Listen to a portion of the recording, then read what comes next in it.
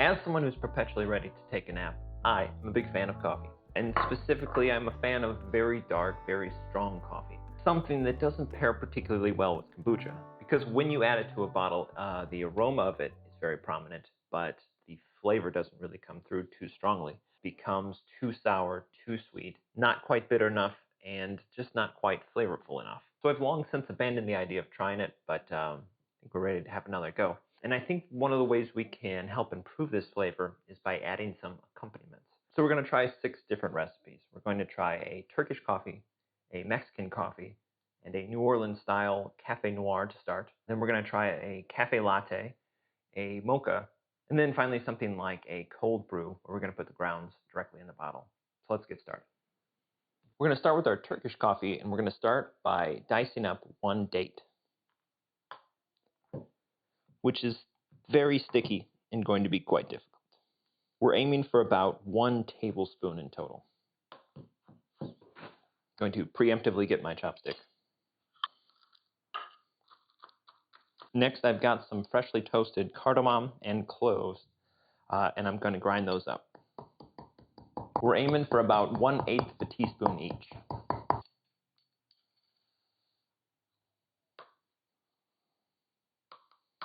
And then we're going to finish it off with 40 grams of strong, freshly brewed coffee, which should be about 3 tablespoons. This is our Turkish coffee. We're not going to add any simple syrup because I don't want it to be too sweet, and the dates should add a little bit of sugar on their own. For our Mexican coffee, we're going to start with a little bit of orange peel. And as we learned in the mock beer recipe, a little bit of orange can go a long way. If you add a little too much, it ends up tasting like just orange soda. So we're only going to go for about 2.5 inches of orange peel. Another 1/8 of a teaspoon of clove, ground. And this time we're going to add 1/8 of a teaspoon of ground cinnamon. Another 40 grams of coffee. And then this time we're going to add 4 grams of brown sugar syrup. Just a little bit of sweetness to help balance out all those other flavors. And that is our Mexican style coffee. For our New Orleans style coffee, our Cafe Noir, we used coffee with chicory, which is a type of plant. Apparently can be a coffee substitute. It has a similar flavor profile without the caffeine. Not particularly interesting, and to me, the brewed coffee smells a little bit like an ashtray. Which can be fine if you're going to cover it all just in cream and sugar, but drinking it black, I find it a little unpleasant. We're going to go with 40 grams. But hopefully a little bit of that woodiness, a little of that bitterness will help that coffee flavor stand out a little bit more. That's our Cafe Noir. For our Cafe Latte, we're going to add another 40 grams of coffee. And then we're also going to add 1/8 of a teaspoon of vanilla extract, along with another 4 grams of brown sugar syrup. Not bad. For our Cafe Mocha, we're going to start with 1/4 of a teaspoon of cocoa powder. We have not traditionally had success with chocolate-flavored kombucha on this show, but perhaps coffee is what we were missing. 6 grams of our simple syrup, or 9 grams, and then another 40 grams of coffee. And then finally, for our cold brew style, we're going to add 1.5 teaspoons of ground coffee, which comes out to about 3 grams. And this has no sugar added because I just want to see what it tastes like to go full, strong, bitter coffee. For the tea this week, I've got another half green, half black blend so that the coffee can hopefully stand out very cleanly. The trouble I've had in the past is that the coffee flavor doesn't come through very prominently in the kombucha. It kind of just ends up tasting like stale coffee candy. Very one note, very thin. It could be that using green tea makes this taste a lot less rich, perhaps less interesting, but I thought I should give it a try. The other issue, like we saw with last week's beer episode, it can be tough to try and balance bitter into the kombucha flavor profile. Trying to make things overly bitter while masking the sweetness and limiting the sourness can be quite tricky. More often than not, it's going to be weeks of experimentation before you get to something that's even in the ballpark.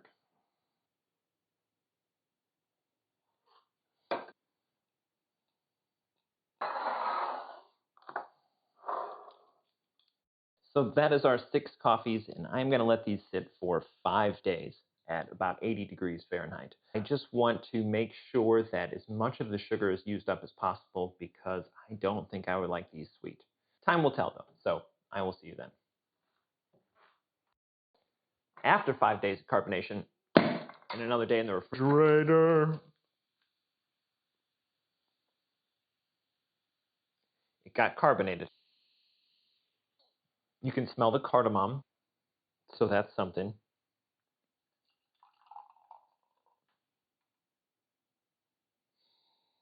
Whew.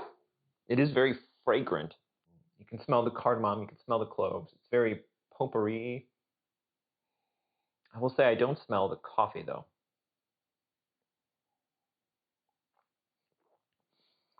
It's quite sour. The cardamom and cloves are really all that comes through though. Not undrinkable, but not distinctly a coffee. I think we would need to dial back the spices and increase the coffee quite a bit. There is good carbonation, but let's move on. Moving on, we've got our Mexican style coffee, which I'm a little scared about. We're good. It must have been the dates then that were causing so much carbonation. This one has orange peel, it's got cinnamon, got a little brown sugar syrup in it. Very nice carbonation, very sensible portion. Smells nice. You get the cinnamon and you get the orange peel. It is very interesting. Again, the coffee flavor is really lost. You can taste the warm baking spices of the cinnamon and the cloves. Orange peel really comes through.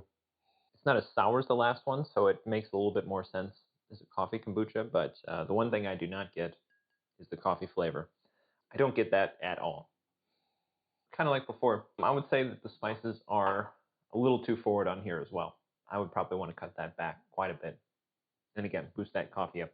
Much more drinkable than the last one, but and damn kind of left with a lingering cinnamon bitterness, which is kind of unpleasant. Next. Next up is our Cafe Noir, which was just some of the brewed coffee with chicory.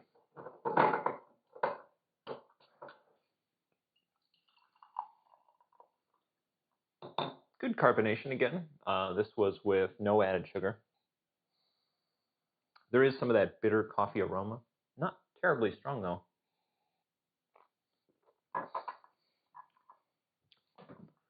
I don't taste the coffee up front. It is a little bit too sour, I would think, but it does come through very strongly in the aftertaste.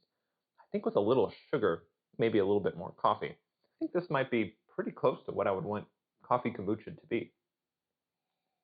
It's not a stale coffee taste. It's not a bitterness. It's a little too subtle and a little too far in the background, but I think this is definitely a pretty good representation of coffee kombucha. But it does get a little bit too lost if I'm not looking for it. Next up, we have our latte. There's no milk in it, so I don't know why I went with that term. It's vanilla and coffee.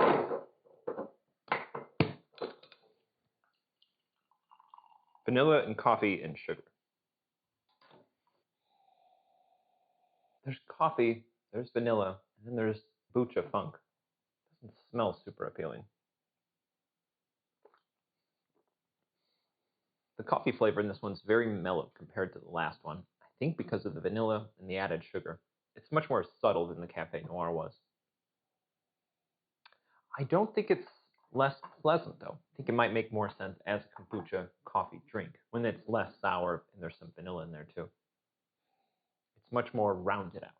Not bad, but again, I would definitely want to increase the amount of coffee in here. But as far as just enjoyment goes, I think this might be my favorite.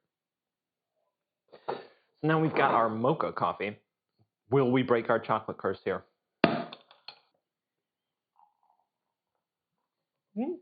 Great carbonation. Not distinctly cocoa-y in smell.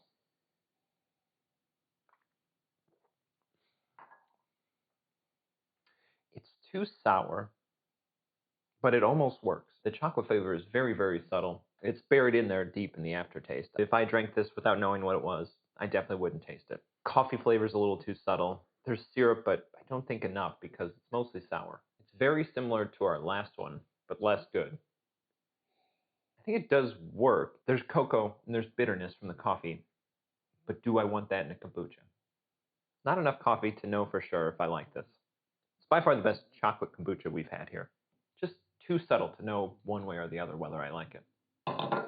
Finally, we have our cold brew style coffee to see if we can save ourselves the trouble of actually brewing coffee for our coffee kombucha. Good carbonation again.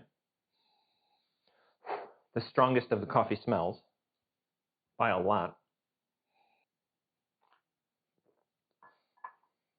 Oh, this is a lot more interesting. Oh, this is the way to go. In the past, when I've just used coffee, it had that very stale one-note coffee candy taste. And then the experiments today just kind of had a very subtle coffee bitterness in the background. This is distinctly coffee, though. It's like more of the oils got into it. It is a much wider spectrum of coffee smells and tastes. It's kind of like drinking a cup of coffee. The sweet and sour is nicely balanced, even though I didn't add any syrup. Yeah, this is really good. Somehow it's not weird. I would like to try this version with vanilla and some cocoa powder separately. It's the kind of kombucha that makes you sit down and like think about it. Very interesting and very good. This was much less work and much bigger reward. So what did we learn here today? I think this is a very valuable lesson. I think it's nice to know that just throwing in some freshly ground coffee can taste so good. I feel like it makes me think of a dozen more experiments I would want to try. I would want to try the coffee with chicory grounds compared to the freshly pure ground coffee. Maybe try some of our Turkish or Mexican coffee again with less spices. And I'd also like to try some different grind sizes. Very fine. This is a medium grind, but perhaps very fine or very coarse would affect the flavor in some way that we would like better.